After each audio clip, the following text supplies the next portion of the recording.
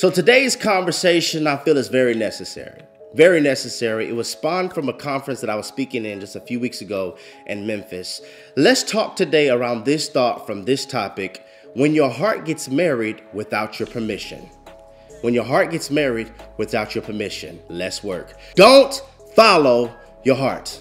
I said it. Don't follow your heart. There's nothing worse than wanting kingdom benefits but then follow cultural counsel. All that's going to do is have you go in the wrong direction, expecting to arrive at the right destination. And when we do stuff like this, then we turn around and get mad at God. We actually get mad at God. We get mad at God about where we are versus identifying the problem may be who we were listening to. I could do a whole webisode on what I like to call the Eve syndrome. The disorder of when you have snakes in your ear. When you're talking to snakes, having conversations with snakes, dialoguing with snakes, dating snakes. That's like a whole webisode, a whole one. One of the lies culture teaches us is follow your heart. That's false, negative. Don't do that. No mas. Your heart is deceitfully wicked. Therefore, if you follow your heart, you're raising the probability that you're going to entertain somebody who traffics in deceit. Because your heart is deceitfully wicked, you'll end up entertaining somebody who traffics in deception. And this is where I would like to land the aircraft of this conversation. I've always wondered, why do we stay in toxic relationships, like unhealthy relationships, unfruitful relationships, and we don't even have to be deep. We don't even have to talk about the negative spiritual implications of this relationship. We can just talk naturally. Your hair is falling out, your sleep patterns are messed up, you have no joy, there is minimal good times. The only thing that y'all share in common is an orgasm. Ooh-wee. There's no evolution.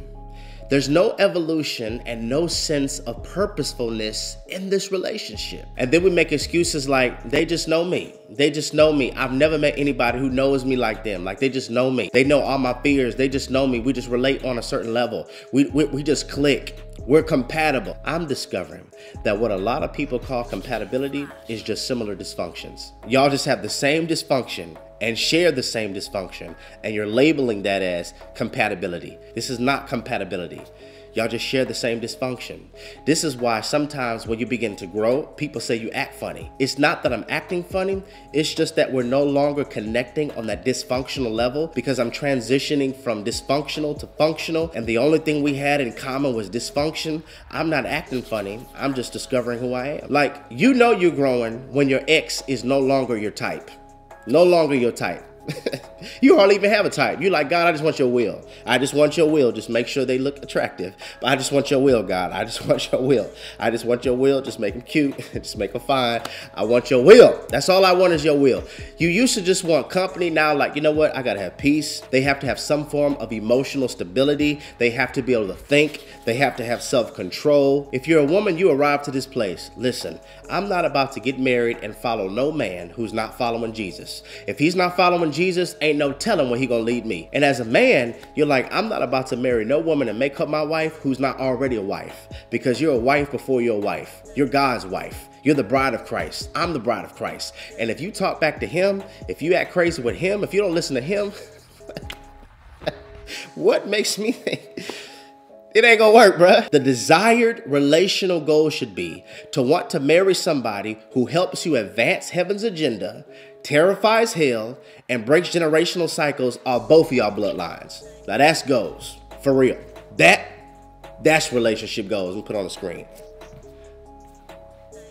That's relationship goals. So why do we stay in these type of relationships? Why do we keep on giving covenant benefits to somebody I'm not married to? Wanna know why? It's because your heart has married them without your permission. And this is why it's so hard for you to move on. It's because your heart is married. And a breakup is literally a heart divorce. You know this isn't healthy. You know that this isn't it. But it's like I'm stuck and I keep on entertaining it. It's because your heart has married them without your permission. Because your heart is deceitfully wicked. And you had no idea that your heart married them without your permission. And I think sometimes the hardest battle is the fight of what you know versus how you feel. So some steps on preventing this. Number one, as soon as you catch feelings, get clarity. Sorry, I have to clap for my own self. When you catch feelings, stop and get clarity. Don't keep dating. Don't keep going out with them. Don't keep talking. Don't keep building, because your heart will marry them without your permission. And this is a prayer that most people don't pray. How about pray and ask God, did you give me this feeling? Who gave me this feeling? Did my heart give me this, or did heaven give me this? And until you know if this is heaven conceived or heart deceived, don't build. Don't talk, because your heart has a way of putting rings on other people's hearts without your permission. How about pray prayers like this? God, I trust you. I don't know all the answers. I don't know what I'm doing, but you do. I see to the corner, you see around the corner. I see to the hill, you see over the hill. You know all things, God, and you know what's healthy for me in my chapter 10, even if I'm in chapter 5. Right now, I'm catching feelings for this person, and I don't want anything outside of your will. I don't want any opportunity. I don't want any relationships. I don't want any platform without your endorsement. So God, if the feeling that I'm feeling for this person, the feelings that I have for this opportunity, if it's not you, take it away. But if it is you, God, let it grow and grow and grow. But if it's not, let it die, let it die, let it die. I am running my feelings through the filter of my trust for you. I am running my feelings through the filter of my trust for you, because I don't want to make a decision based on how I feel, and it's not good for your will for my life. Pray that. I mean, I know I was a little wordy, but the gist of it is, God, I'm feeling some type of ways. It's you. If it's not, take it. If it is, build it. That's it. Pray. Number 2, you can't break up right if you don't know your self-value. Emphasis on right, because you can break up wrong and never heal.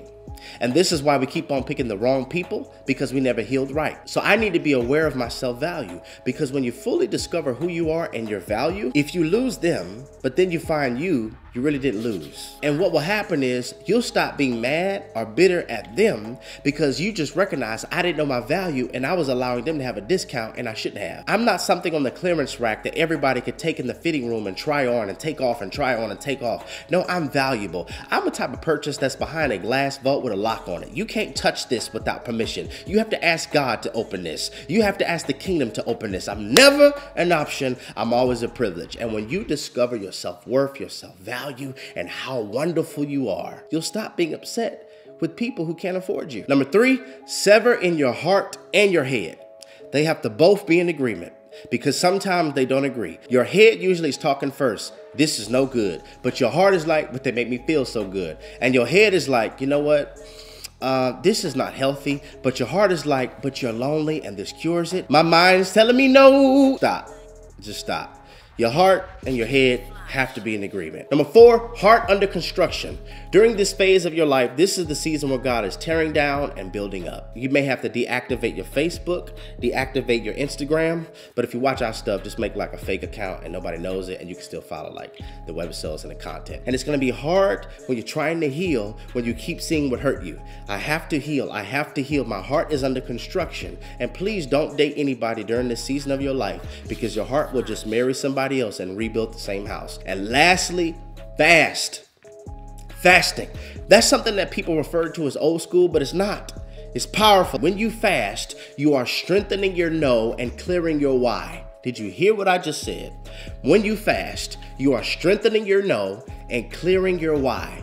No, I'm not doing this. No, I'm not going there. No, I'm not responding to this. You're strengthening your no, so that your mind and your heart are in an agreement that we are focused on evolution and we are focused on being what God wants us to be. I'm strengthening my no, and it clears your why, because you want peace, because you want heaven's best, because you want what God has for you, because you want peace, understanding, and clarity. And therefore, you're going to have to fast, because if you don't, your heart will end up marrying people, will end up marrying places without your permission. It's Redefine TV, where we redefine relationships righteously.